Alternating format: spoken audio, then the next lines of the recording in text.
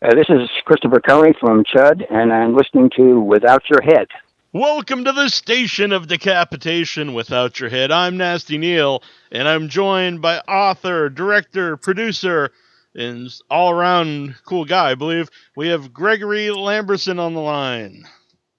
How you Hello, doing? Nasty. How Hey, are you? I'm good. I'm pretty nasty at the moment. Huh. How you doing?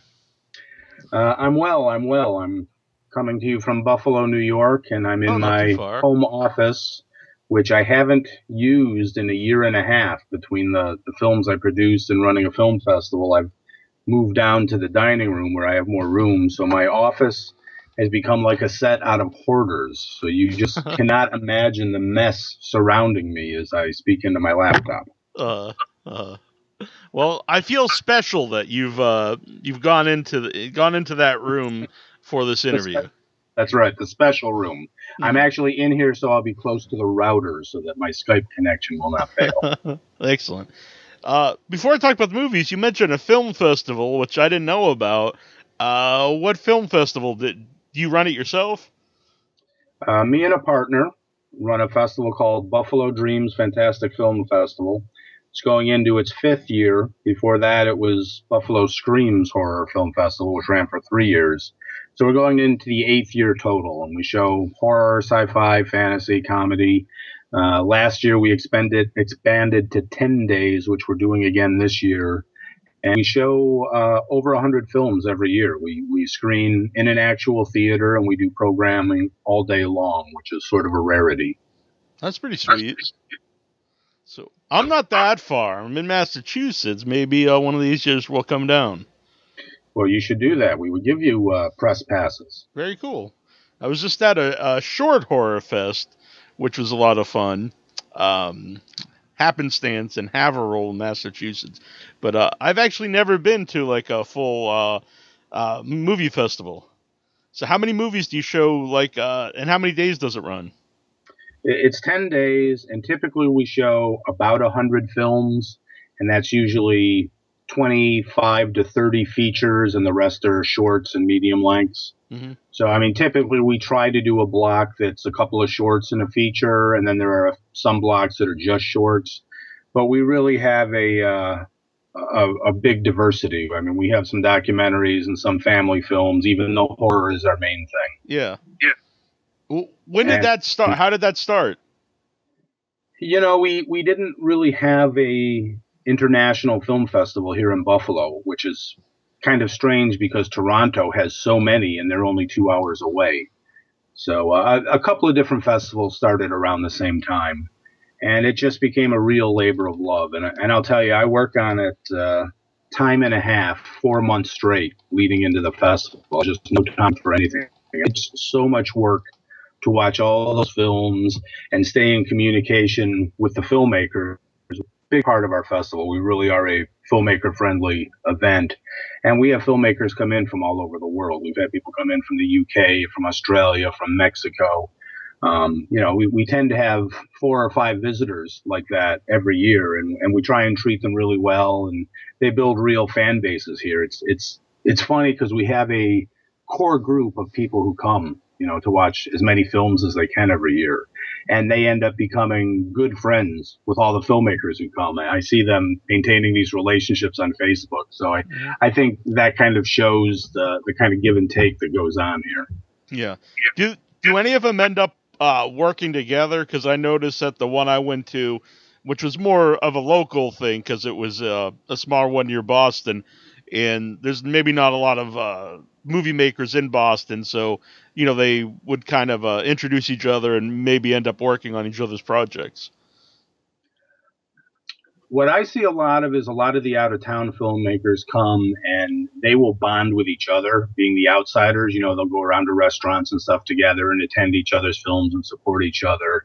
And more each year, some of the locals have started to figure that out and start networking with them that way. Mm-hmm. I can't say I've seen anyone form collaborations out of this, but I have seen some real networking. And we have a local guy here who was doing some really good shorts, and he ended up becoming the editor for a guy out in L.A. whose feature we showed one year. So, I mean, nice. there is some serious networking that happens. Mm-hmm. And we have some distributors that come every year, and it's nice to see them pick up some of the films that they see.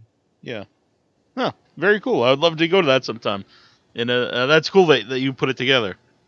10 days starting around November 4th. We wait until after all the Halloween stuff, because Buffalo is a big party town, and it's just pointless to try and do anything right around Halloween.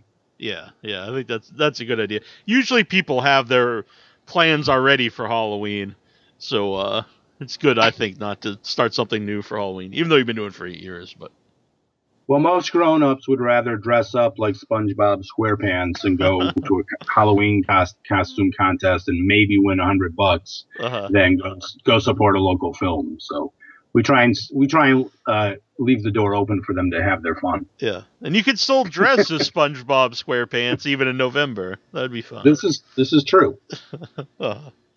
So your new movie coming out is Johnny Gruesome, and for people not familiar with the book, can you give them an idea of what the story's about? Yeah, Johnny Gruesome is a high school kid named Johnny Grissom, and he's a heavy metal dude and a horror fan and a partier, and he goes out on a drunken joyride with some of his friends, and he's really pissed off because he's been in a fight that day, and he's been suspended, and his old man's giving him a hard time, and things get out of hand, and one of his buddies ends up killing him. And just as they tend to do in these situations, the other kids try and cover it up and make it look like an accident. And because he's a horror fan, he comes back as a zombie of sorts to get revenge. Mm-hmm. So in truth, he's an angry spirit who quickly realizes that as a ghost, he's impotent to inflict damage on people. And so he possesses his own corpse and puppets it. Mm. And that's his means of revenge. But, I mean, he walks around looking like a decomposing zombie, and he has the wisecracks and stuff. We're voting it as based on this book that I wrote, but in fact, it's a script that I wrote way back in 1984. It was the second screenplay I ever wrote right after Slime City. Oh, so the book came after the script. Right. I couldn't raise the money I wanted to make the film when I was 19, which isn't really a big surprise. So I got sort of in the trap of doing the micro-budget films, which I've been doing for so long. Mm-hmm. And I decided to turn that into a novel, and I expanded it for the book. So I added a bunch of scenes, a bunch of kills and stuff like that. Mm-hmm. But the film that people will see is much closer to the original script than to the novel, because it doesn't have all this extra material I added. Mm-hmm. So when you said, you said it's a trap, but when you started doing the micro-budget movies, was it... you didn't want to do Johnny Gruesome, on a budget like that? You wanted to save it for a time when you could actually do it justice? Yeah, I did. I still had to make a lot of compromises when I did it last year. The story was originally set in winter, and the big fight on a frozen creek and stuff, and all that had to go out the window. So what I hope to do is I've already written a script for a sequel that has all the scenes from the book that I had to cut out and has the original ending and stuff like that. So I'm sort of treating this film as like an origin story, and if it spawns a sequel, we'll get to tell the rest of it. Mm-hmm. It's a complete story, but I would do the sequel route and incorporate all this other stuff I cut out. I never wanted to try and do this particular film on a micro budget because I needed a lot of locations, a fairly big cast, a lot of driving around scenes in a car. It just doesn't lend itself to micro budget the way, Slime City and Killer Rack are set in limited number of locations, and you can set up shop for 3, 4, 5 days in each one of those locations and move on. A bigger film like Johnny Gruesome, you're going to a different location every day, and on some days we had as many as 3 locations, and that involves, an hour for the crew to pack up and move to the next location. So it just makes things tough if you don't have a working budget. Mm-hmm. And you having the story for 30 years, I guess, and then also, saving it for this long, not making it, doing as a novel. I would assume this really has a lot of emotional attachment to it for you. It certainly did while we were shooting it. I mean, there were days where I just saw the 4 young actors who played the teenagers together, and And I was thinking, I've been waiting so long to see somebody breathe life into these characters, and they were all so good. Especially when we shot the climax of the film, when my lead, Anthony Delatorre, showed up in one of the final stages of his makeup. It was like 33 years ago, I wrote this scene, and I'm finally getting to make it. So, it was pretty pretty emotional. Yeah. What was that like to cast it? Because I would assume you'd have, like real visions in your head of, what these characters would look like. So I would think that would be hard to cast. But every 10 years or so, I would try and get the script going. Mm-hmm. For whatever reason, the character would whisper in my ear, and I'd say, I should try that again. I would always play this game where I would go to these movies and I'd see the guys playing the JD, like if it was Matt Dillon's brother in The Blob. He's the guy riding around on the motorcycle. I would look at all these actors and think, this is the type of guy that a studio would cast as this character, but it's not who I would cast as a character. And in all this time, I never had the perfect guy. And when I decided to do this film and I was able to raise the budget, I just placed an ad in Backstage, which is a magazine and an online resource for casting directors and actors. And I announced 2 parts, male and a female. I changed them a little. I didn't want to let people know yet what the movie was I was making, but it was a male character and a female character. And I got about 1,500 responses. And for this character of Johnny Gruesome, there were maybe 4 guys I was looking at, and there was only one guy who was just right. And the one I went with, Anthony, was perfect. I mean, I know what you're talking about. When you read a book, forget if you're an author, but just as a reader, when you read a book, you get these images of the characters in your head. And then a movie comes out, and you're kind of resisting that actor because you want to hang on to this image you have in your head. I mean, it happened with me with the Harry Potter series, and how many films did it take before they became the characters, in readers' heads when each of the new books came out? I'm sure it happened to just about everybody. Now I see this cast that I selected as the characters that I had in the book all those years. Because the book even came out 10 years ago. So 30 years since I wrote the script and 10 years since I wrote the book. Mm-hmm. Had a lot of concrete ideas in my head. One of the things I decided when I was going to do the film was I was just going to let any preconceptions I had go and try and make it as of the moment and as contemporary as possible. Mm-hmm. I was like kind of wondering that how much of it changed from when you wrote it when you were 19 to when you wrote the book to when you wrote the new screenplay. Not just like time-wise, like you said, trying to make something that fit contemporary, but I would think you're in a different mindset when you're 19 as opposed to, when you're in your 30s or your 40s and whatnot. Completely. I mean, I was 19 when I wrote a screenplay about 17-year-olds. I was pretty close to that age. And when I did it as a book, it was a 90-page script, and I had written it so many times, so many different drafts, that I couldn't see devoting 6 months of my life to writing a novel. And I had to find different things to grasp on to excite me, because I like to surprise myself when I'm writing, and it's kind of hard if everything's already laid out for me. And what I did was that the story was always set in a fictionalized version of the town I grew up in. So I tried to draw a lot more from my high school experiences to flesh out the story. And I also expanded the adult characters who were, they were sort of somewhat in the background in the script, and I developed them as much as I did the teenage characters. And I also added a whole bunch of over-the-top crazy gore scenes that weren't in the script, and those were a lot of fun to write. Yeah, it was much harder to do the book than it was to do the final screenplay that I ended up shooting. At the end, I tried to take a lot of the stuff that made the book, I think, a richer story than what the script was, and fit it into the script, but it would have been a 2-hour movie. And on my budget, I just couldn't do that. So everything that I tried to stick in from the book, for the most part, I cut out. I think there's about three good scenes from the book that weren't in the original script that are in the final film. But it's very similar to what I originally wrote. Mm-hmm. What kind of tone is the story? Is it like more serious horror? Is it comedic or a combination? Or? I think it's somewhere in the middle. When I wrote the character, it was sort of a reaction to all of the slasher films that I was seeing in the early '80s. This is 1984, and I thought it would be interesting to take some of those slasher ideas and create sort of a monster with a real personality, sort of like the Universal monsters, but somebody who was a teenager. And so I came up with this idea that was really original at the time, of this wisecracking character who would make all these James Bond quips and stuff when he killed someone. And then the Nightmare on Elm Street movies came out. And for 10 years or so, when I would do the occasional draft, I never let the Elm Street thing sway me one way or the other. But here we are 30 years later, and that has been done to death. Not just in all the subsequent Freddy films, but also in all the Freddy ripoffs.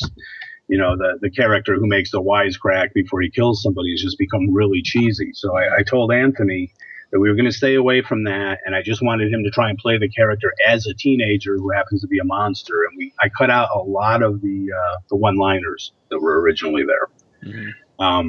But it still feels very much like an 80s film, and that's because it was written in the 80s, and because that's my style of filmmaking. That's the only type of film I've ever made, is a film that feels like an 80s film.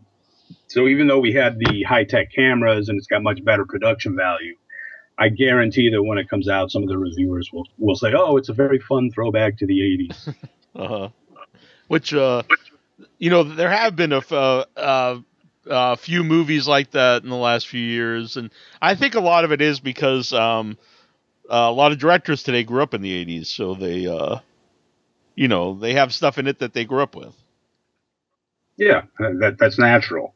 But I made movies in the 80s, right, like Lloyd Kaufman did. I mean, our films, for better or worse, are up from that era, and not because we're deliberately trying to create that vibe. It's just what's in our DNA. What's your relationship with Lloyd Kaufman? I'd say we're friends. I mean, he did a cameo for me in Slime City Massacre, and when he came to Buffalo to shoot Nukem High Volume 1 and Volume 2, he asked me to line produce it, but I had just come off of Debbie Rashan's Model Hunger, which I was line producer on, and I couldn't do two of those back to back. That's really good. But I helped him out, hooked him up with people, and his people would call me regularly because they knew I'd know the answer. And when I brought him to town for Killer Rack, I mean, we brought him in for a few days, and he was a great joy to have on set. And at this point, if he's in town for something, I can certainly have dinner with him and his wife, Pat. We brought him out. We had the world premiere of Nukem High 2 at Buffalo Dreams, which was crazy because, Troma fans from all over the country came to Buffalo for this. And it was a crazy event. It just went on all night. The movie ended and he signed autographs for 2 hours, and then he went out to the bar with all his fans. Went on and on and on. And then just last year, we brought his wife out.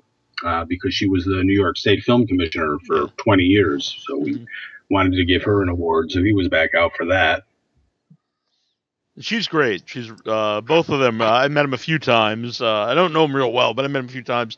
And every time they're very nice. And when I went to see Class of Nukem High Part 1, and we did an interview with him in the theater. And then afterwards he was like, I was like, can I record a little bit of the movie to get like the crowd reaction? And he was just like, oh, film the whole movie.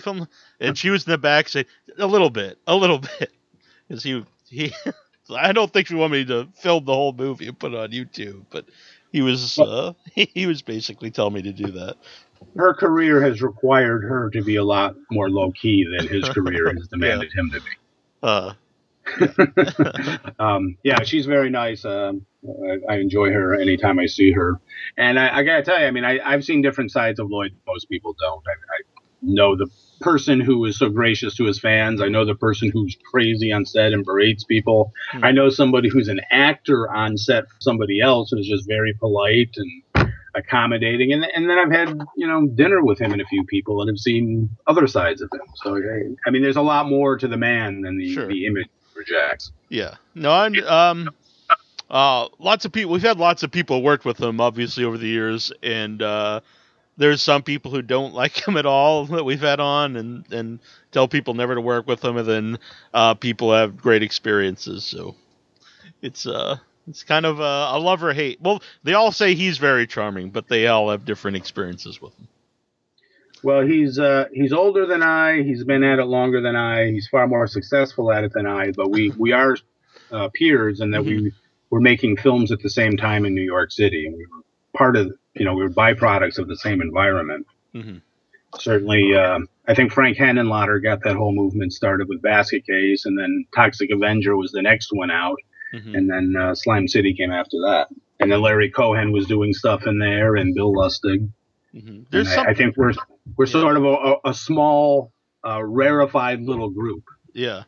There's something about those movies, the ones that are filmed in New York, that have a real special feel about them when you watch them. Yeah, and I mean, the New York area, Toxic Avenger, I think, was Jersey, and I Was a Teenage Zombie, which was the first film I worked on, was in Jersey, and Plutonium Baby was in Connecticut.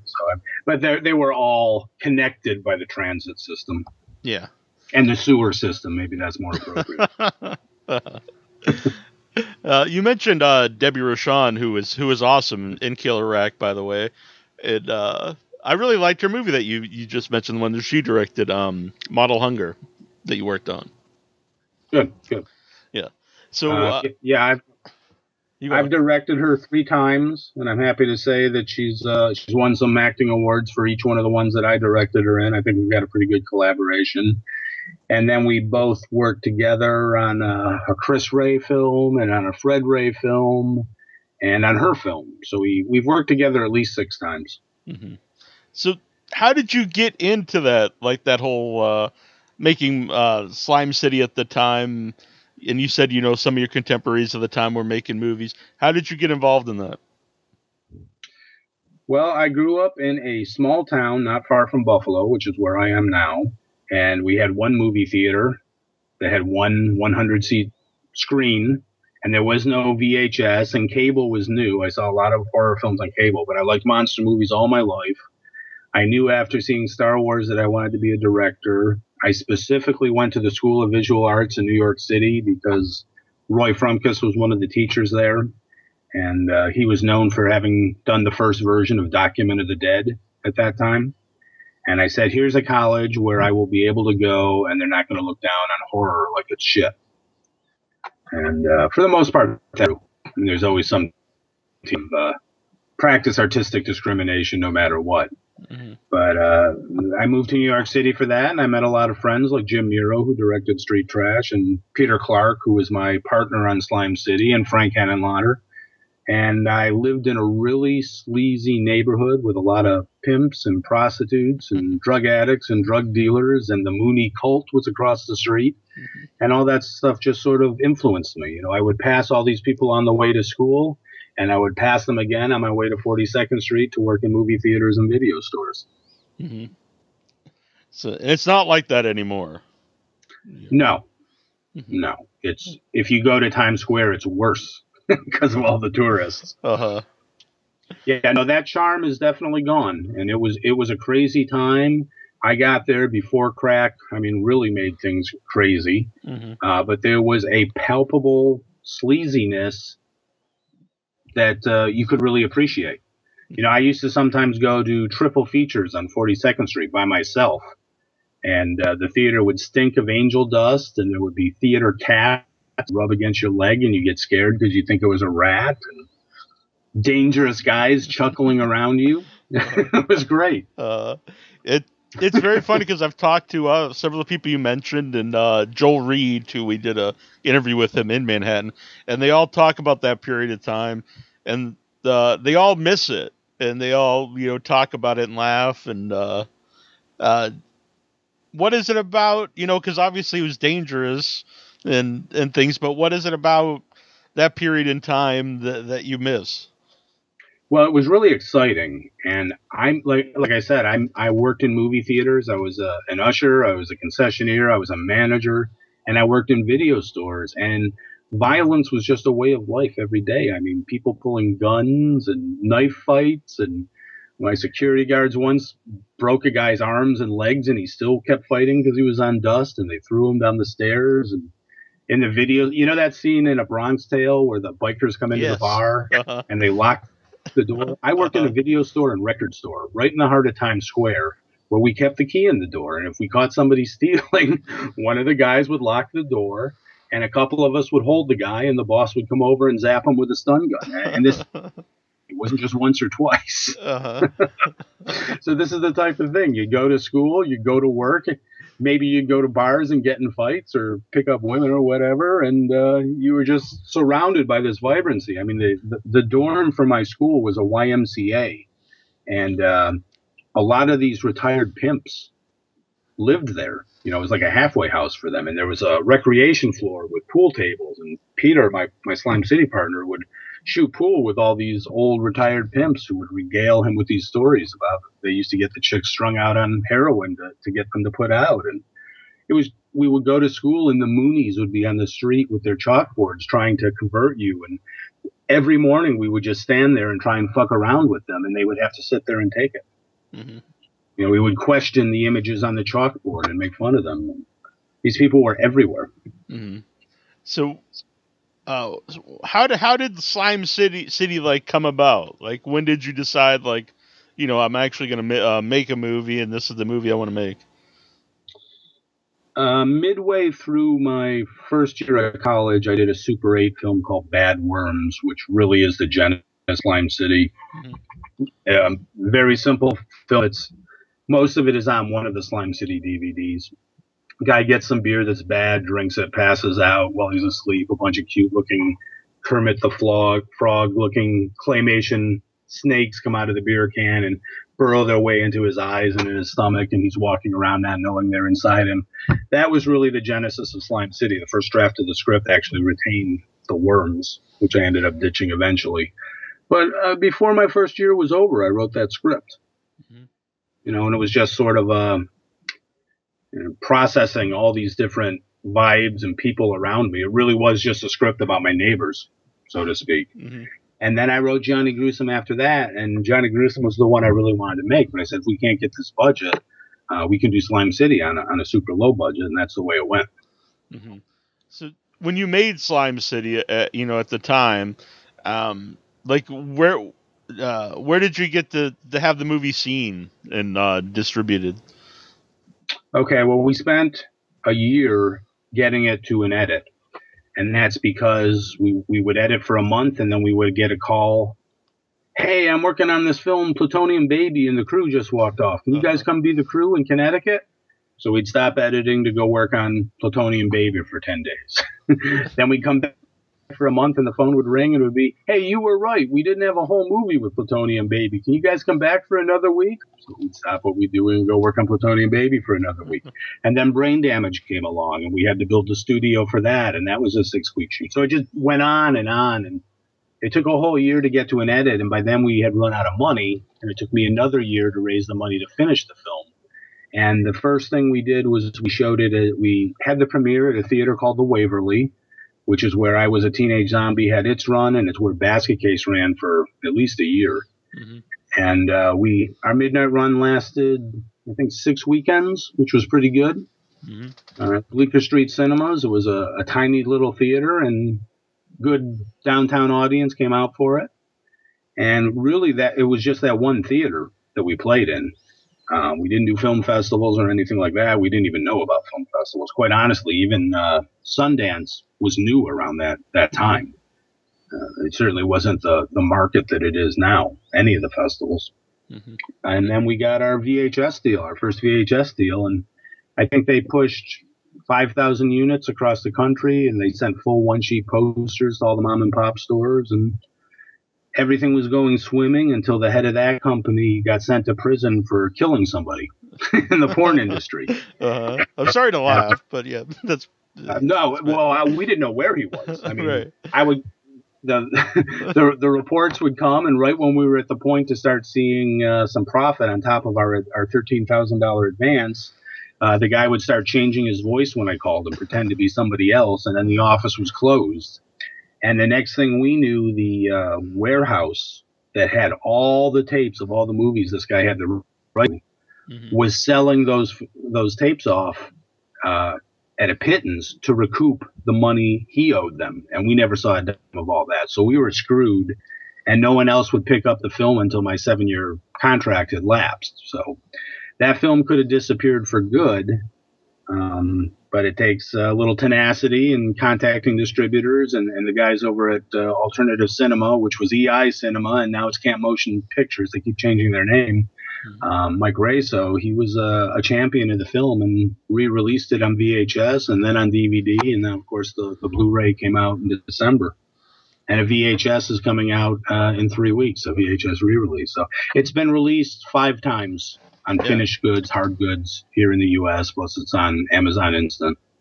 So it's more readily available now than it ever was before. What was the midnight movie scene like when that came out? Was it still like really popular? Was it kind of starting to go away? No, the midnight movie scene was great. In fact, that's why I didn't go back for a second year of film school. I was having a great time, making these little films and meeting my little fellow aspiring filmmakers. But what I really enjoyed was going to midnight movies every night. And I worked my first year, I worked 6, sometimes 7 nights a week between video stores and movie theaters.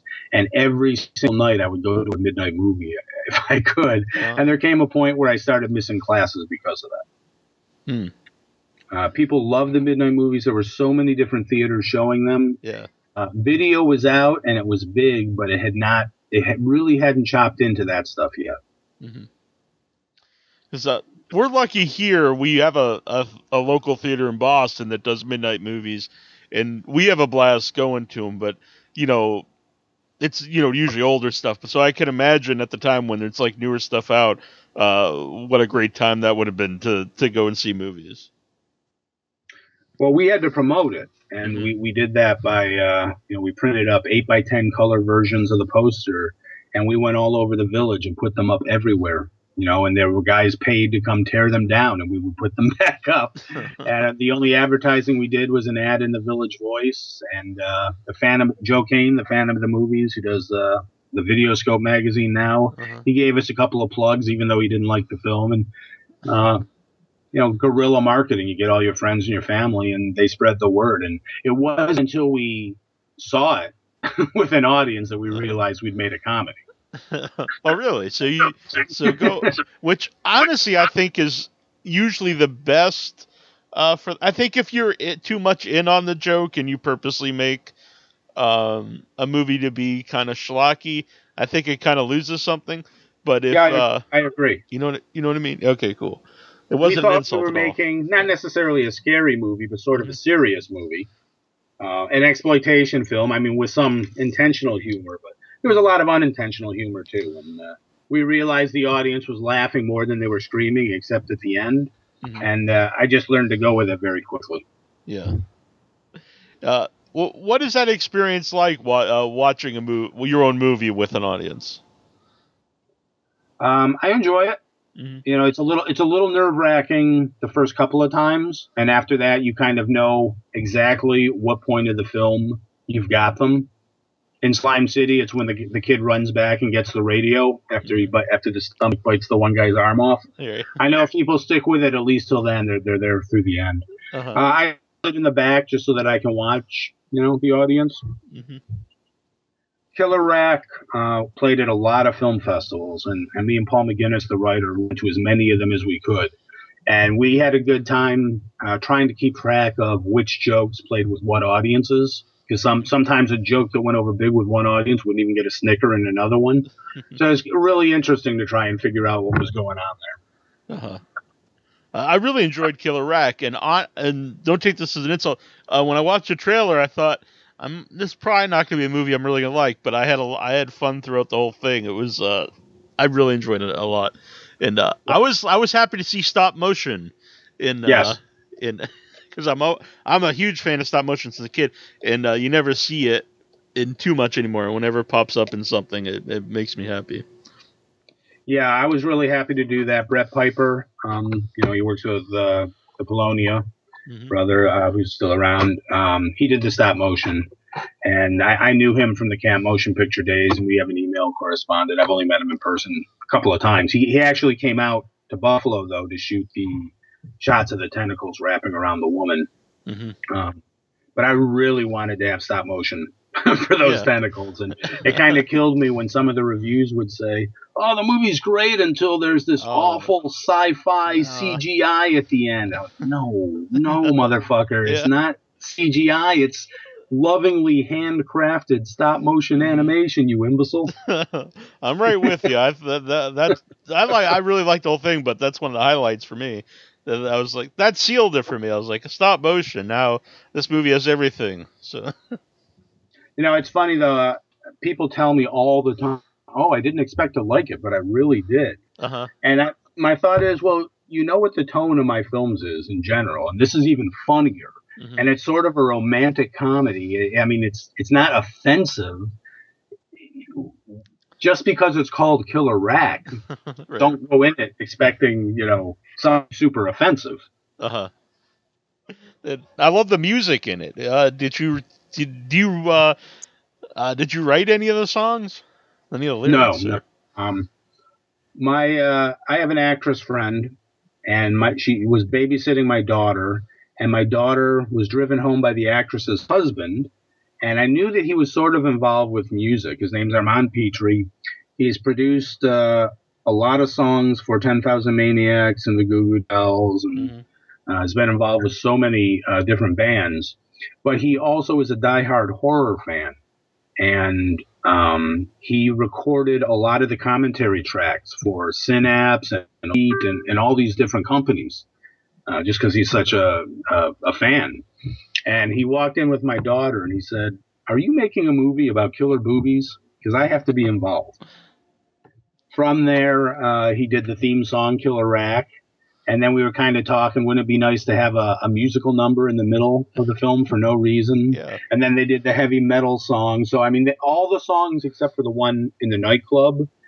There's a freestyle song, which is actually sung by Brooke Lewis, the actress who does the voice of the boobs. Mm-hmm. All the songs and all of the music were done by Armand and his partner, Joe Rosler, who he's a keyboardist. He's a freelancer. He's worked on a lot of stuff, but he did a lot of the arrangements for Manowar. Mm-hmm. And both of these guys have done the score now for Johnny Gruesome as well. Oh, very cool. And in fact, when the book Johnny Gruesome was published, I asked a friend of mine in Canada, because I knew he was both a Friday the 13th fan and an Alice Cooper fan, if he would come up with a theme song for me. And he and his wife ended up doing an entire CD around the character, which we marketed to promote the book. Most of those songs are in the film, but the main theme song, Armand and Joe Rosler did with Robbie Takak, one of the Goo Goo Dolls. Mm-hmm. So potentially we have a hit song opening the film. Yeah, and we're going to play that on the show tonight, which you sent to me. So that's really cool to have that in Johnny Gruesome. The song I sent you is one of the original songs. It's not the Take-X. I'm sorry. That one will be released with much fanfare. Mm-hmm. Gotcha. And when you were saying earlier about your movies having like that 80s feel, I totally felt that for Killer Rack, but it also didn't feel like someone went out of their way to intentionally make a movie that seemed like an 80s movie. It just seemed like an 80s movie, if that makes sense. Yeah, it does. And that's the only film I've directed that I didn't write myself. My friend Paul McGinnis, who's acted in some of my films, wrote that. And he is just a crazy horror fan. I mean, he's a single guy, and he'll stay up all night watching movies. And he's as broke as I am all the time. But when I go over to his apartment, I'll always find a stack of new DVDs. And I'm like, what is this? You're broke. Why are you buying these friggin' movies? So he, all of the puns were his, I like to say, and a few of the visual gags were mine. But the script was his. And when I read it, I was like, wow. So many of these jokes seem like they're aimed at me. I have to do this. And it was it was a lot of fun to direct someone else's script. And it was also a lot of fun to do something that was more comedy than horror. I think all of my films have been horror comedies to a certain degree, but in this one, it wasn't just a sly wink and a yuck yuck. It was all those Zucker brothers over the top type things that were a lot of fun to do. Yeah. Not just because you're here, I really recommend people seeing Killer Rack. I personally loved it, and I loved a lot of the lines. I even wrote a couple down, like you really know how to use both of your mouths. I thought that was. And I really liked the cop and the younger cop. I thought their interaction was some of my favorite stuff in the movie. Well, those guys are part of the Greg Lamberson regulars here in Buffalo. You know, I had my team of people I worked with the 3 movies I did in New York City. I reused a lot of them. And then I have this core group here in Buffalo. And Michael here is the older guy, and Alex McBride is the younger guy. They were both in Slime City Massacre. They were both in Dry Bones. Michael correct Dry Bones, a star.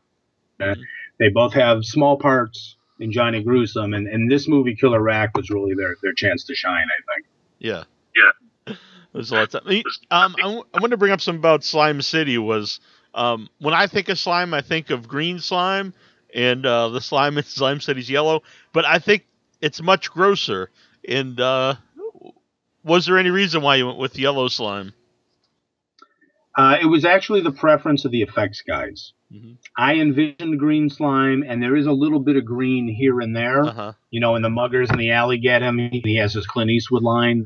He's dripping green slime. But primarily it is yellow, and that was just the way they went. And, it was nasty. And, you know, we shot that in my Brooklyn apartment, and we had blue carpet, and we got that yellow slime all over it. So there were just all these green stains everywhere that wouldn't come out.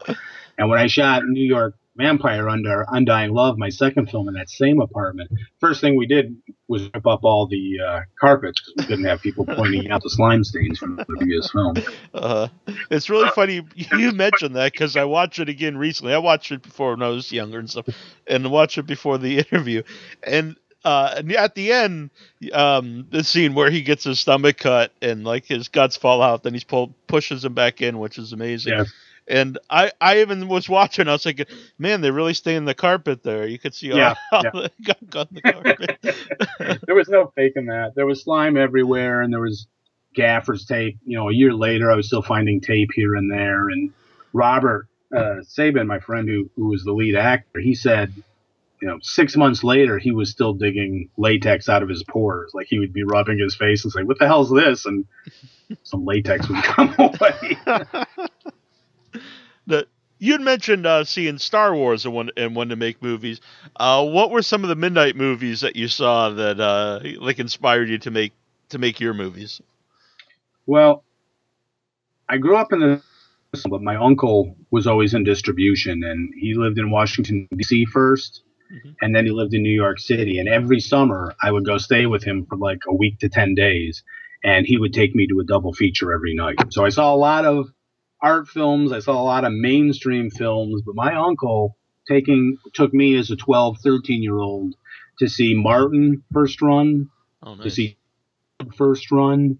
So I saw Night of the Living Dead for the first time in a theater. So, I mean, those 3 films were huge, huge influences on me. I'm a big Romero fan. Mm-hmm. And I mean, I like all the Romero stuff. I like his bad stuff, too. Mm-hmm. And Cronenberg I got into early. The Brood was one of the first horror films that was on HBO when HBO was new. All of a sudden, we had this big box with a cable that ran to the TV. And you pushed all these buttons, and you could get to HBO or play these cheesy video games. So, I mean, that was a experience for me. And The Brood is a film that I could just watch over and over. Yeah. And I saw... the first Friday the 13th first run when it came out, and Scanners first run when it came out as a high school student. So these things all had a real impact on me. Mm-hmm. I always thought Martin's really one of the more underrated Romero movies. It's an amazing movie. It's so good. And I'm writing a script now that I'm reading a part for John Amplis. That doesn't mean I'll get him, but I would love. I've met him. I know him. I think he's a great guy. I would love to work with him, playing a big part, not just a walk-on. Yeah. And I always remember when I was a kid, I'd look at my older brother's monster magazines, and I would watch horror movies since a kid, so not to be a tough guy, but usually I didn't get scared from anything, but the images from Martin always scared me in the monster magazines. Yeah, yeah. Yeah, I remember when I saw Dawn of the Dead. I think I saw Dawn of the Dead before Martin, but I remember we went to a matinee, and this guy was sitting there with his daughter, and she was younger than me. I was 12. This girl was like 6. And 10 minutes into the movie, the guy was like losing. He was like, "Oh, Jesus, baby, are you sure you want to see this?" And she was like, "Uh-huh."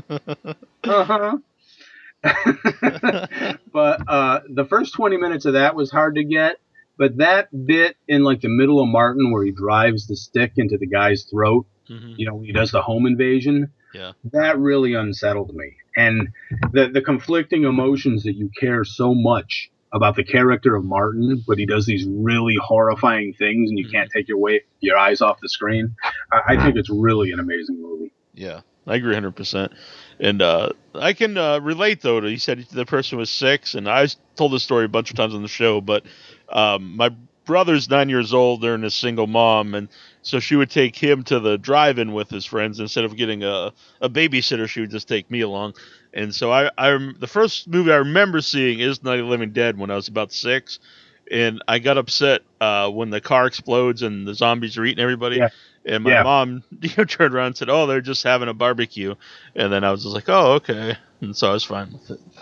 But I had seen photos from the movie, and I had the paperback, the novelization. I didn't read it, but I looked at the pictures and the shots of them eating the bodies after that scene that you mentioned, and one shot of the woman picking a bug off a tree and eating it. Right. These convinced me not to see the movie for a couple of years. I just wasn't ready for it. Yeah. It was. I remember it being a real powerful experience seeing it, but it wasn't something that like gave me nightmares or anything. And, did you ever want to do a zombie movie? They seem definitely overdone now, but when you did Slime City, and did you ever want to do a zombie? Well, you've got zombies, sort of zombies, coming up in Johnny Gruesome. Yeah, I haven't really gone into the zombie genre, but I do have one. A friend of mine who did the visual effects for Slime City Massacre, he did the crawling brains and stuff.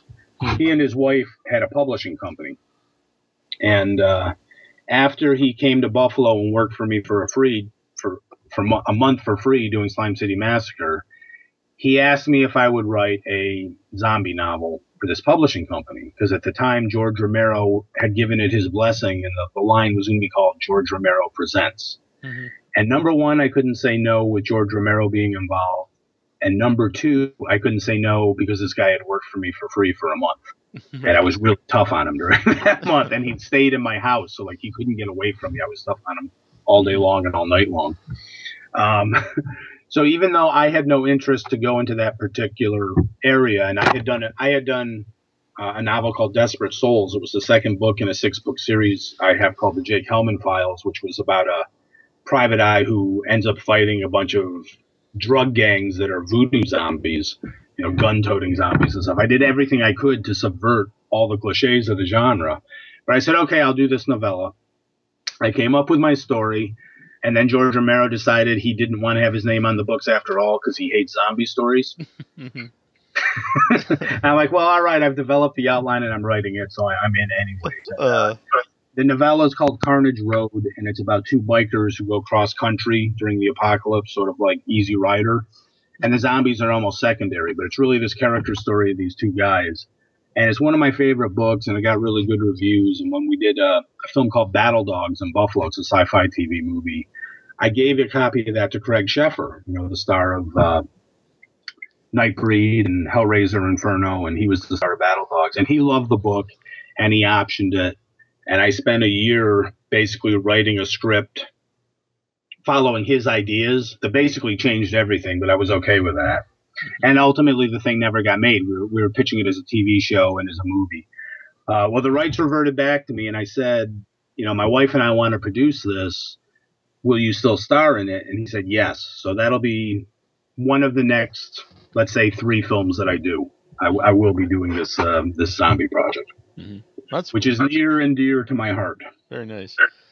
Is it weird at all that that over the last maybe 5 years or so that zombies have kind of become mainstream? it's not just like kind of an underground thing like Dawn of the Dead or something.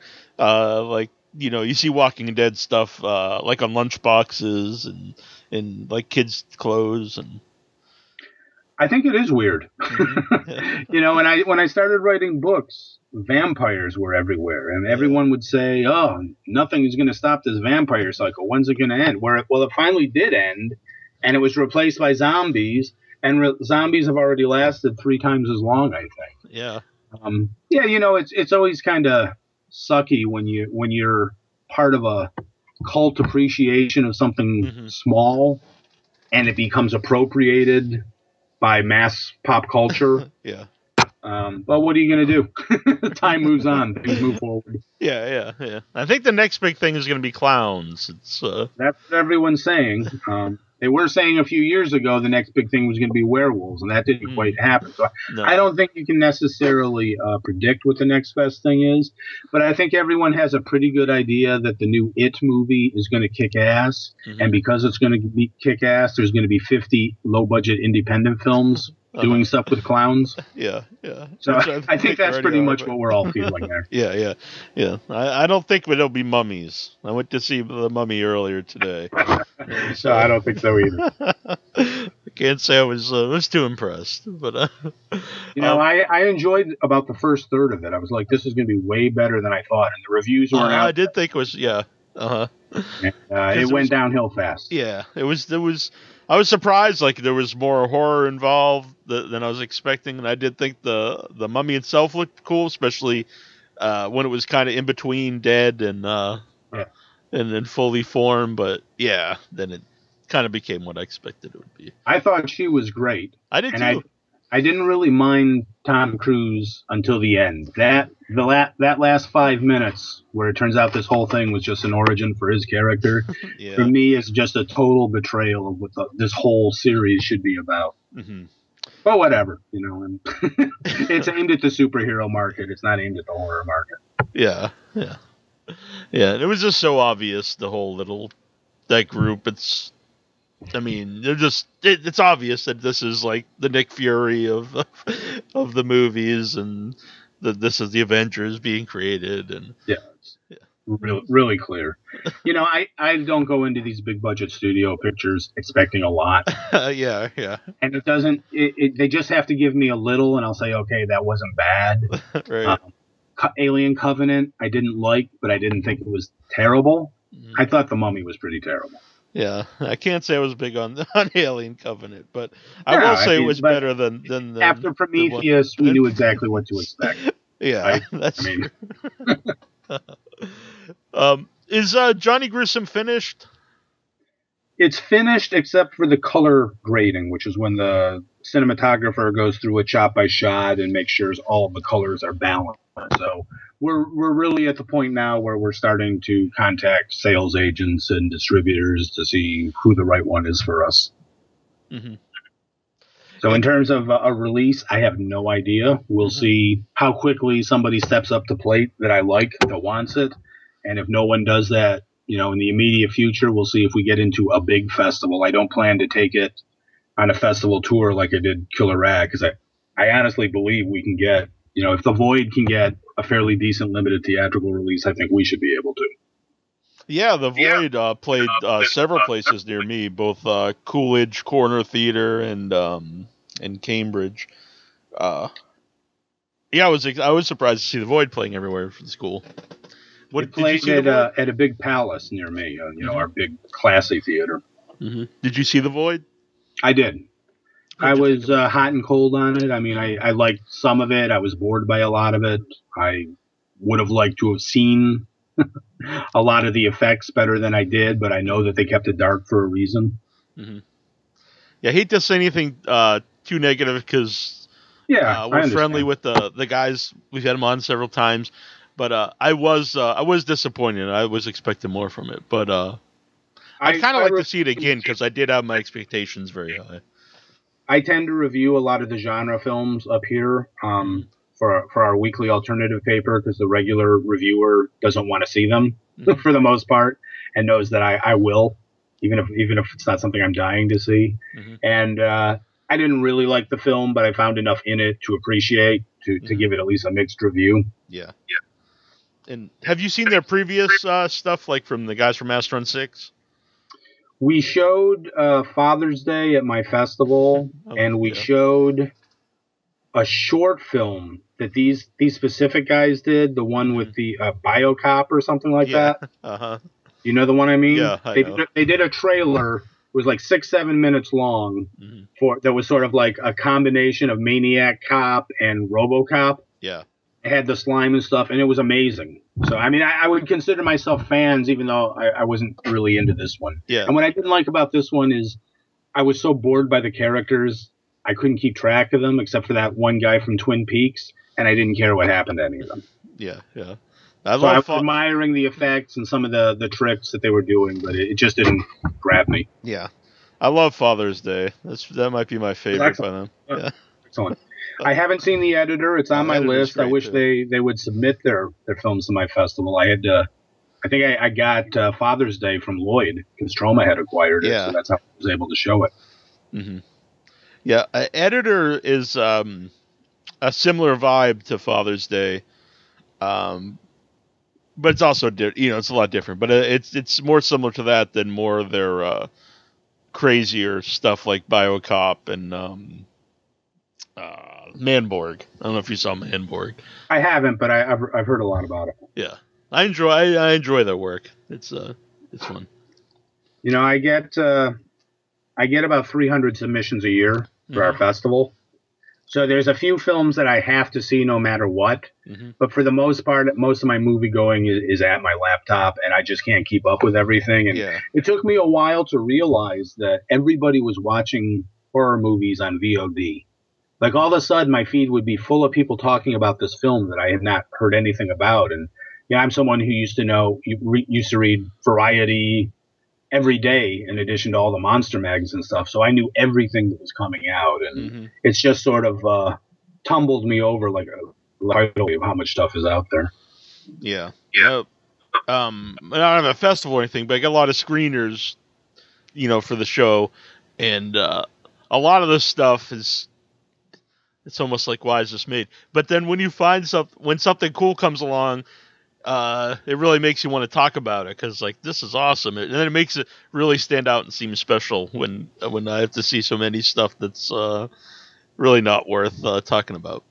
Well, that's exactly my film festival experience. You watch so many films, that are either bad or just so-so that when one comes along that knocks you out of your socks, it reminds me why I do put all this insane work into a festival. I put as much work into that festival as I do into any film, and with no money as a reward, believe me. But it's so fun to promote these films and to turn other people on to them. And then if the filmmakers actually come to town and really get to know them, it makes you feel like you're part of the film in a way, even though you're not.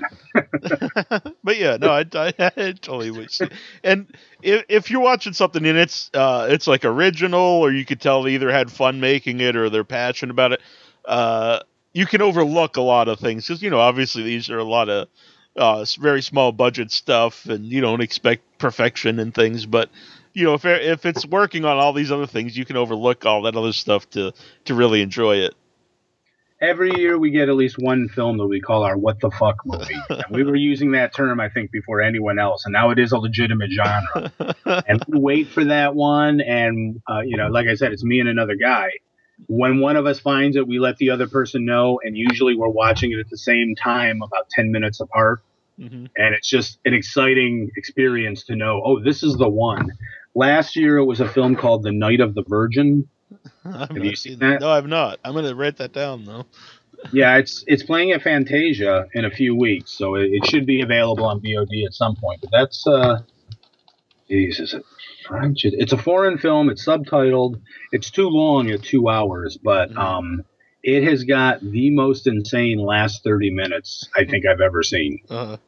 And it has to do with birth and and possession and attacking, and it's just this crazy film. And I just love when we get something like that, and we'll show it on a Sunday night when only the diehards will come out, and they'll show up expecting to see something that they're going to want to talk about the next day. And this one, more than any that we showed, is the people are still thinking about. Yeah. That's very cool. I know probably a lot of people have seen it by now, but when Greasy Strangler came out, that was one I was like, oh my god, this is this is so bizarre. That was one I really loved. I don't know if you saw the Greasy Strangler or what you thought of it. I have not seen it, but I see it spoken about a lot. I've got a few of my closest friends are guys who watch movies every night and review them just on Facebook, not even on a site or anything. And I see them talking about. That's one I saw them talking about. Yeah. It was my partner on the show and friend Annabelle, who can't be here tonight, but she does say hello. We watched it. I'd watched it before, but we watched it when we were at Rhode Island for a convention, and I was like, "If you don't like this, I don't know if I can be friends with you anymore." But I was glad that she liked it as much as I did.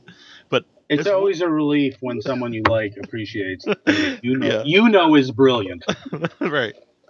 And everyone I've told to watch it, they have one of two reactions. They're either just like, what was that? I had to turn it off. Like, why? How could you even watch it? Or they're just like myself, just like that was that was amazing. And so it's what wonder. No one ever just goes, it was okay. We shot one called The Super a few years ago on Lowry's End that I really liked.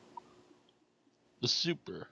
And I don't think it ever got a legit distribution deal. I think there was some issue behind the scenes that kept it from coming. It was only seen on the festival circuit. And the night that we showed it, we had 3 different copies of it that wouldn't play. And the producer was there, and he just happened to say, well, as it happens, in my car, I happen to have a version of this film that is never supposed to be seen, that's got about 30 seconds of material just too rough to show to an audience. Would you mind if I showed that? No, show it, please. And it was amazing. I've actually heard of that one. That's probably why I've not seen it, since it never left the... yeah, it's a shame, too. But whoever controls the rights decided better to take the write-off than a piddling advance. I mean, the way the tax system works is, if you have a film that's released, an investor can't even try to write off their loss if the film is still available and selling like 1 copy a year. Mm-hmm. So if somebody puts up a lot of money for a film and they don't think they're going to be able to get it back, but they can write off that whole amount if they don't release the film, that could play a factor into whether or not they decide just to sit on someone. Mm. That's sad, though, for a movie just to basically be lost. Well, especially for all the people who bust their asses on it. Yeah, of course. So you said you're not sure when Johnny Gruesome will be actually released, but what are your plans for the release? You said you play at some festivals. I'm submitting it to like a couple of big festivals where distribution could result because of it. Doesn't mean I'm going to get into those festivals. Sure. And if I don't plan on doing all the festivals. Like at Killer Rack, I spent 6 months traveling all over the place with it, and I'm not going to do that again because I think too many festivals hurts a film more than helps it. Mm-hmm. I think a distributor wants a film that a lot of people haven't seen. Mm-hmm. It could vary from distributor to distributor, but cable TV won't even acquire a film if you've had a cast and crew screening. So we're trying to get into some of those platforms first, and if we're not able to, then hopefully one of these festivals will premiere us. Someone's going to pick it up, and someone's going to do a good job with it. I just don't know who or when. Yeah, and for people who would like to follow Johnny Gruesome and yourself online, like where's the best way to find you? I would love it, and it won't cost a dime if people would like the Johnny Gruesome Facebook page. Now, there's a couple of Johnny Gruesomes out there. One is a musician. Don't like his page unless you like our page first. Right. Our page, because it's got a close-up of Johnny Gruesome looking like Boris painted him, or Basil Gogos painted him. That's the one you want to like. And by the way, who did it's facebook.com/Johnny Gruesome Zombie is the one. Who did that painting? That, believe it or not, is a photograph. Oh, wow. That is a photograph of Anthony Della Torre in the Johnny Gruesome makeup. The only thing that was done to it is some of the lighting effects were added, to bring out the color a little bit. But that's a photograph. It's very similar to the actual still. Wow. That's really impressive. That's my friend Chris Cosgrave, who does a lot of graphics for me, does some editing for me. Pretty much can do anything for me. Mm-hmm. And he just happened to snap that photo on downtime when we were shooting the climax. Who runs the Johnny Gruesome page? Because they actually replied, they had a question for you. What do you look for in your artists? I generally run the page, but my special makeup effects artist, Craig Lindbergh, who worked on my second film, Undying Love, back in 1990, and my third one, Naked Fear, in 1995, and has since gone on to be the head makeup guy on things like Boardwalk Empire and a show called The Royal Pains, and he's part of the team on SNL every week. I mean, he's really talented and has a lot of great credits. He doesn't get to do a lot of stuff like this, which he loves to do, and I actually contacted him before we shot the movie, and I said, what's your availability this summer? And it turned out his family was going to Japan for the summer, and he had no gigs lined up. So he said, yeah, I can come out and do it. Because he invested so much of his time into this, I made him an administrator on the page, and he keeps posting without identifying himself. So I have to keep clarifying to people those threads when it's him and when it's me. Right. Where do I get most of my artists? Well, I think he's asking, how did I hire my special makeup effects artist? And I just explained that. Yeah. All right. Fair enough. But he got a nice shout out now on the show. Yes. That's pretty wild. He's working on stuff like Boardwalk Empire, and this is like what he loves to do, which is cool. When we met for the first time back in like 1990 to discuss this little vampire film I did, Undying Love, he pulled out his little portfolio and he had a zombie puppet. And at that meeting, I was telling him all about Johnny Gruesome. So it is pretty crazy, not just that I got to make this movie, but that all these years later, he was the one doing the effects on it. Yeah, that's pretty awesome. This reminds me, I tried to get, which I figured you'd never reply, Peter Jackson on the show to talk about Dead Alive. And I actually got replies, but he was making King Kong at the time, so he couldn't do the. But like he seemed interested because there's still something he loves about Dead Alive, and apparently he always wanted to do a sequel, but now he's making giant movies, and I guess he can't find the time to do it. But I love Dead Alive. I do too. And the other early ones he did, all of those. Bad Taste. And I won't knock the Lord of the Rings films, but I would rather have heard him talk about Dead Alive than watch King Kong. It seemed actually interested, so I just figured, what the hell? I mean, the worst they could do is they'll say no or never reply, and I started getting some replies. So listen, this is the lesson of my life. If you don't ask, doesn't hurt to ask, and sometimes it happens. Yeah, that's what I figured. So, what the hell? And do you know Sebastian Godin at all? Because he was an extra in Johnny Gruesome, and now he's making his first micro-budget movie, and he wants to say hello. Well, I think Sebastian is a poser name. I know a guy named Seb. Seb, yes.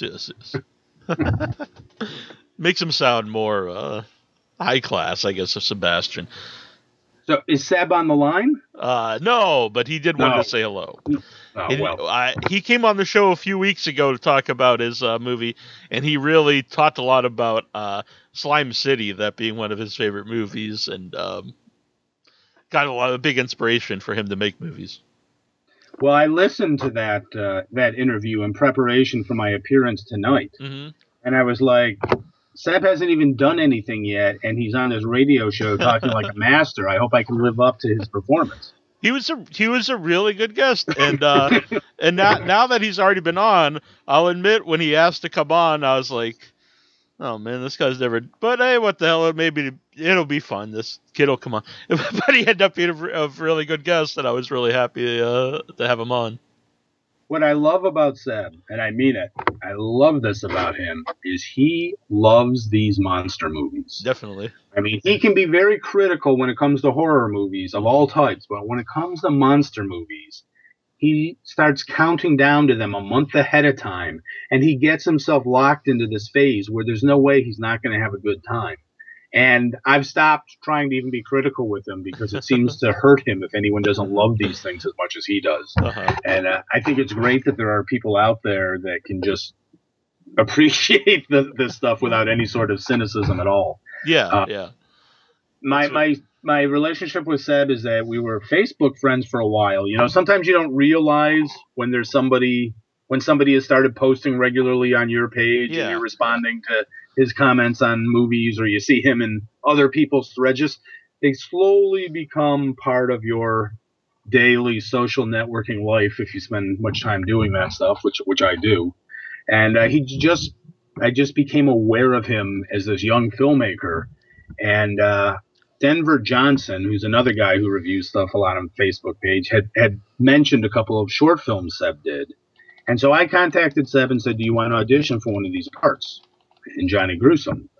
And he did. I ended up using somebody local. But then I said, you know what? He's such an enthusiastic horror guy. Let me ask him to come shoot behind the scenes footage with me. And he can come stay in the house and we won't have to pay him anything, but he can be on set and he'll get a lot out of it. Somewhere along the line, he pointed out that when he was 14, he had contacted me, hello, Mr. Lamberson, I'm a young filmmaker, and asked me if I would do a voiceover for one of his short films. And I said yes. So I didn't even realize, you know, as this friendship was forming online, that I had actually done this favor for him a couple of years before that. It's a strange world. Yeah, that's pretty well. And I'm looking forward to his movie. What's it? The Likinator? Like Animator. Like Animator. I am too. Yeah. I've got a lot of faith in him. His short films are very good. He knows how to direct. I'm not sure that he realizes what a big challenge it is to make a movie in a week, but he's going to learn real soon. Yeah. You see him make the whole feature in a week?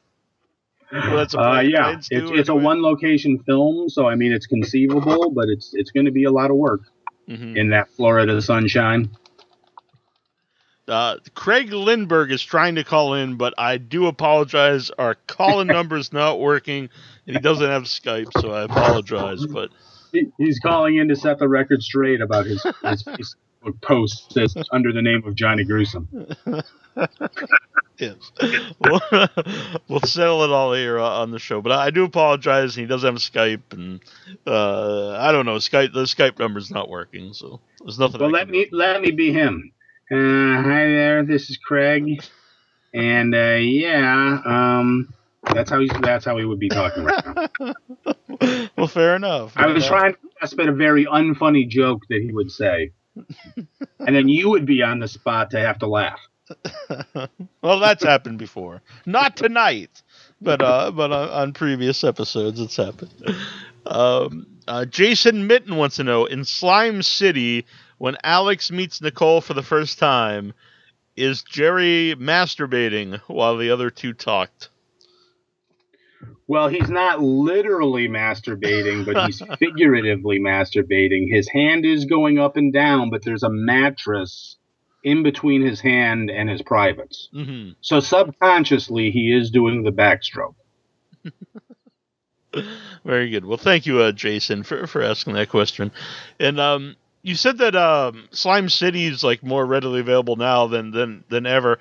What is it about Slime City that you like always finds a new audience? Well, part of it is having a distributor that pushes it every few years. Mm-hmm. Part of it is having a filmmaker who's just happy to talk endlessly about this film he made 30 years before. I have no illusions about its quality. I mean, there was a period of several years where I couldn't even look at it because I see its faults so glaringly. But once I made peace with it and learned to enjoy it, now I have fun watching it with audiences. I still curl up with dread, you know, when the hooker says, "You crazy bastard." That's always a painful moment for me. I think that what works for the film is that, number one, there is that authentic New York grime to it, but there's sort of an innocence to it along with the sleaze factor, and I just think it's a very weird movie when you sit there and examine this backstory that I made up, of the cultists and the possession and eating the yogurt. It's pretty kooky. Mm-hmm. And it wasn't planned out. I mean, I wrote that script on a typewriter, and I literally got to the middle of the script and said, okay, now I have to explain this. What's the story? Made it up on the spot, and that's what stayed. Mm-hmm. That whole ending, that must have been, I would think would be fun to make, but what was the process like to do the whole ending with the decapitation and all the different severed limbs? It was 4.5 nights. And it was very hot because we couldn't run the air conditioning, and people were covered in plastic and taking naps. And I took a nap at one point. And at one point, when he picks up the girl and throws her on the table broke. So we had to break for a little while to saw and hammer and screw that back together. And then when it came time for her to chop up the brain, when they poured the slime on the brain, the slime melted the brain, so we had to stop while they froze the brain. It's 10 people in a room with a bunch of lights trying not to melt, basically. Long days, but nothing terribly agonizing about it. Yeah. I will tell you, I mean, I know that ending is the movie is still around today. And there was a point, I almost made the movie a year earlier than I did. And if I had made it at that point, people wouldn't be saying, oh, this film is a ripoff of Street Trash, because it would have the same release year and they would know that wouldn't be possible. Mm-hmm. But I had these Wall Street guys who were going to give me $150,000 to make the movie, 3 times what I did make the movie for. Mm-hmm. And everything was going along swimmingly until my lawyer looked at the contract, the lawyer that I got from Frank Henenlotter, and said, there's nothing here about creative control or this or that, and then we have to narrow this contract down.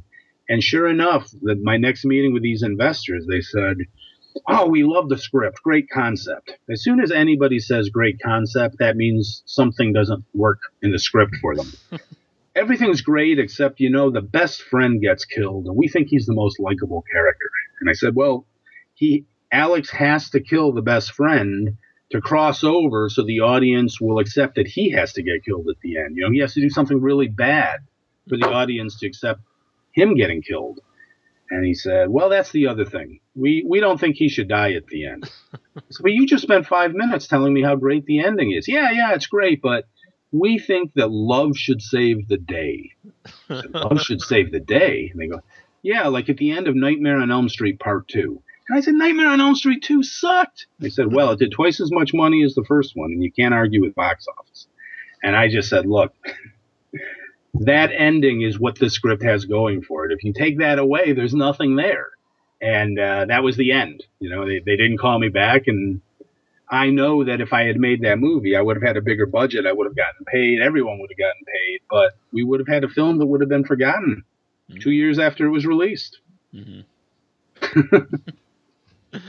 That's just it. Just seems so crazy. Like, well, it's just like, what were they interested in the movie? You know what I mean? Just seems very bizarre. I don't remember if Elm Street 2 had opened before I started dealing with them or in the middle, but at some point they knew what they wanted, and it just took a little while before they showed their cards. It was sort of like an episode of Entourage, You mentioned Frank Henenlotter a couple times, who I just love Basket Case. It's one of my favorites. But and you mentioned that you worked on Brain Damage. Right. Like, how did that come about? What did you do on Brain Damage? I was the first assistant director, which means I was the only assistant director. But that didn't have the normal job description of an assistant director. I mean, most people don't know that an assistant director runs the set, not the director. Mm-hmm. Director's supposed to be there for creative, setting the tone, but the assistant director is the one who keeps everything moving and says, no, you can't do that. You have to do this. It's all on the assistant director. That wasn't my job on Frank's film. I got to know him because Jim Muro, who directed Street Trash, was in my class at SVA the one year I went to college, and Jim had been a PA on Basket Case. And because of that, it was sort of a regular thing for all the guys in the dorm to go downtown to watch Basket Case at the Waverly Theater as a midnight show. We were there at ground zero for the cult formation for this film. And then later on, I was working at this video store in Times Square with my friend Peter, who shot the film. And Frank was a regular customer there. We stocked Basket Case and like 4 other films that were all 1995, and they were like the first films that cost 1995 when all the other videotapes were $40, $60, $90. Slime City came out and it cost $60, and it sold. But because Basket Case was so cheap, we moved tons of them out of that store, and he used to come in and buy his own copies, for his friends and stuff, instead of using his discount.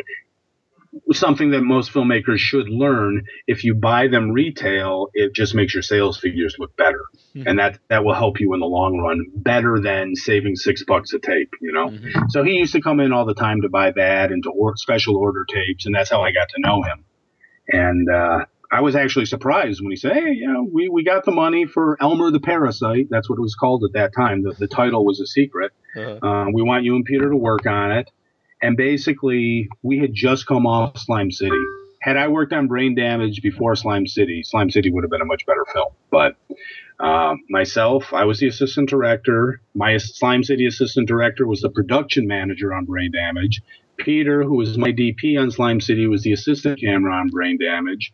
Joe Warda, who was my sound man on Slime City, was the assistant sound person on Brain Damage. And Ivy Rozovsky, who was my costume designer on Slime City, was the costume designer and art director on Brain Damage. So basically the whole Slime City crew moved on to Brain Damage.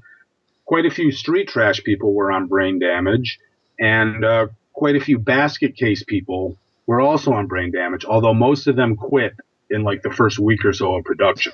So you had the core crews from 3 different of these cult films all working together, and we were already, for the most part, friends, and there was just this fun rivalry on set every day. It was very cool. I love Brain Damage. That's great. It was a fun film, I gotta say. I mean, it really holds up. I haven't seen the Arrow Blu-ray release yet, but I did an interview for the documentary on it, and this is the first time that I've been listed as one of the selling points of a film, so I keep hearing about it. Yeah, I was just at Texas Frightmare, and Arrow was there, and Frank Henenlotter, and the male star, I forget his name, from the movie Brain Damage, and they did a Q&A panel because it's whatever anniversary, and it was really cool. Yeah, Rick, I'm not sure if his real name is Herbst with a P or Hurst. He changed his name by 1 letter when we did the film so he wouldn't have SAG trouble. Nice. But he was the lead, and Kevin Van Hentenkrijk, who of course was the star of Basket Case, has that very memorable cameo. And Kevin and I are friends now. He had a part in Dry Bones, which I did a few years ago. Sweet. I didn't know that. Yeah. He's a good friend of both Annabelle and I. And cheap plug for him, at the end of July and the beginning of August, he has his annual stone carving seminar. So you can go out to the Catskills and learn the ancient art of stone carving. Very fascinating life that man has. And I loved when he came up. He just came up for a few days for what we did. But I've seen it at a bunch of conventions. He's always super nice to my daughter. And he's a great guy. And super tall. Yeah. And he still has a big hair still. Yeah. Yes, he does. And I carved Belial in stone with Kevin Van Hentenbrink, and I have it in my flower garden right now. Well, when we did Shock Stock in Canada last year, it was a great convention, but it was held the same weekend as a street hockey tournament, which was set up all around the convention center so that people couldn't get to the convention center. So it was one of those slow conventions where you spend a lot of time rubbing elbows with your neighbors. Right. So we did a lot of hanging out with him, and we did get a bunch of pictures of Belial copping a feel off of the killer rag boobs. I love it. That's awesome. And I still am also carving Frankenstein's monster in a big giant boulder in the Catskills. I've been working on it for I think 3 years because we go up there every year, and so eventually I'll have it finished. And this is under supervision? Yeah, he teaches it. It's a free seminar. He does it for like 2 weeks, and you could go out there for the whole 2 weeks if you wanted, but you go for a day or a half hour if you want, or a few days, and he teaches you. First, you'd use the chisel and a hammer, and then you work up to the tools, and it's really cool. And it's funny because when you're there, all the local people, they have no idea that he was in this movie Basket Case or anything. They just think he's, the local stone carver. But he's the local eccentric, like the log lady. And they don't know that in this film he was running down buck naked in the middle of the street with his thing swinging back and forth. Exactly. But yeah, it's a really we found out about it when we had him on the show, and we went out and did it, and it's a fun time. Well, that's fantastic. Yeah. And does he, as a teacher, does he ever lose his cool? No, he's a great teacher because Annabelle's very artistic.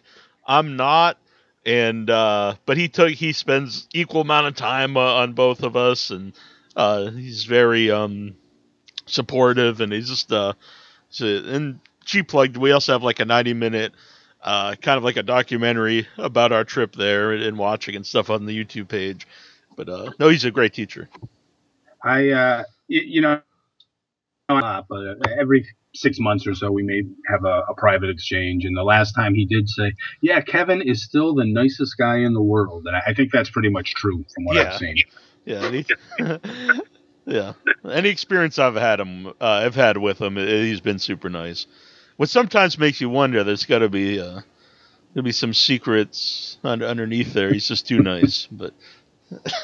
Well, let's be honest. He does have a very sinister smile, though. He does, and kind of a creepy laugh, I have to say. Yeah. Some malevolence creeps in there sometimes. Yeah. But yeah, he's the man, though. So no, I have not seen that movie, by the way. I'm gonna have to check that out, and I know Kevin's in it, and so it'll be good times. What is that? Dry Bones? Yeah. Yes, please check it out. It's one of my more minor films, but it's been catching on the last few years, and I think it's a good companion piece to Killer Rack just because it's got almost the entire cast in it, and it's also got it's sort of a mischievous little comedy until the last 20 minutes, and then it gets really over the top. And when we shot it, I thought I did the ultimate boob gag in that film. Mm-hmm. And it was actually on the set of that film that Paul was telling me about Killer Rack. And it wasn't until we wrapped Dry Bones that I read the script. And I was like, oh, there's plenty of room to take the boob gags farther in this. Well, now I'm even more interested now. And Debbie's fantastic in it. Yeah. Well, she was. I really got a kick out of her in the. I always liked the evil scientist, mad doctor character. Anyway, it was. She had a lot of fun with it. A really good, sinister laugh. It was funny on Slime City Massacre, which was the first time I worked with her, and we were sort of feeling each other out. Mm-hmm. And we were talking when I said, "What role have you not played yet that you would like to play someday?" And she said, "Oh, I'd like to play a mad scientist." And then when I read Paul's script, Dr. Kate Thulu, I said, "Oh, this has to be Debbie." And I said, "Paul, what do you think about Debbie doing this?" And of course, he jumped at it. And we shot all of her scenes in 2.5 days. And one of them is like a 6-minute scene. It's a big chunk of the film, but we did it in 2 days. And she was brilliant. And she kept doing ad libs and doing things differently. And it was very hard in the editing room to try and gouge which one was funniest and which one would match the next one. So there were a lot of to be made there because she gave us so much. But all the physical stuff she came up with herself, like when she walks in from the surgery and throws herself on the floor and has a temper tantrum. She came up with that and hurt her hand. Yeah, I love that actually when she's like rolling around there and like a little kid. It's great. I also like when she's breathing the like the oxygen or the funny gas or whatever. It is. That was a shtick she came up with as well. And that's the fun thing about a comedy is that it's a lot easier to try things that aren't in the script than it is if it's something that's played straight. Mm-hmm. Where these things have an impact on other things. You can depart from that realm when you're doing a flat out comedy. The big gag that I did with Lloyd where he's jumping Jesus on a pogo stick and Jesus bouncing by on the. That was my gag, and you couldn't do that in another type of film. Right. Like this, you can say, "Hey, let's do this." That makes me laugh thinking just of a drama and someone saying that, and then Jesus would hop by on a pogo stick. Well, what happened was when we shot his cameo on Slime City, it was supposed to be like a Buster Keaton thing with no dialogue, and he kept saying this line, "Jumping Jesus on a pogo stick," which I cut out of the movie. And then I see that he has said that line in like 30 other films. So I said to Paul, I want to do this joke. And Paul was like, I don't think that's going to work. And I was just like, no, but I want to use this pogo stick line of his and own it. And it gets his laugh every time it's shown with an audience. It got a laugh for me. I really, I thought it was great. The guy, we were going to use a guy, Jesus Mago, who dresses up as Jesus at all the conventions in Canada in that part. And he couldn't do it because he got arrested and couldn't afford to make the trip. So I went to the only guy in Buffalo I knew who had that type of long beard. And I said, Frank Nicosia, I need you to play Jesus on a pogo stick. And he's like, oh, yes, but I don't know how to pogo stick. So this guy spent an entire day practicing on the pogo stick so that he could nail it when we did that scene. That's dedication. That's right. And I want to say Seve Chalens, the director of Peelers, says hello. He says he's never met you in person, but your movies have played at the same festivals, and he's always loved the Killer Rack poster. Well, that's awesome, and I remember that we did both show at Shockstock at the same time, and we did not meet. I don't know if he was there at that point. A bunch of people from the film were. That was one I enjoyed Peelers too. It was a lot of fun. I did too. I think they submitted it to Buffalo Dreams, but it was after it had played everywhere already, and we ended up not choosing it that year. If it's the film I'm thinking of. So, do you have everything picked already for the one coming up, or can people still submit? Oh, we're open for submission. I mean, our regular deadline is like July 1st, but we're open, for the extended late deadlines all the way until September 7th, I think. So we've got, usually we get about 300 submissions. We're a little bit over halfway there now, so there are a lot of films still to come yet. Cool. And how would people go about submitting them? Most filmmakers know about Film Freeway and Without a Box. Those are the two submission platforms. You would create an account on either one of those websites for free and submit your film through that. Cool. Buffalo Dreams, fantastic film festival. Excellent. You only have to search for Buffalo Dreams and it will come up. Awesome. Don't worry about the fantastic film. All right. So yeah, and everyone give a like to Johnny Gruesome and make sure it's the one that, like you said, looks like a Basil Golgos painting. It's pretty sweet. Yes. And really appreciate you coming on. It's been awesome. It's been really fun. I've enjoyed it as well. Yeah. It's like 90 minutes, and it seems like it just flew right by. It is longer than my movie Johnny Gruesome is. That's 88 minutes. Excellent.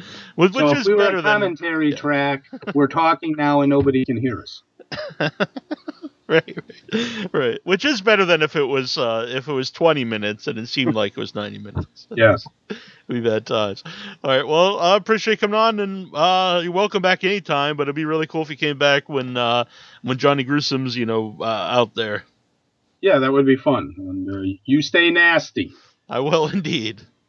And I don't know what to say to you now. I guess stay slimy.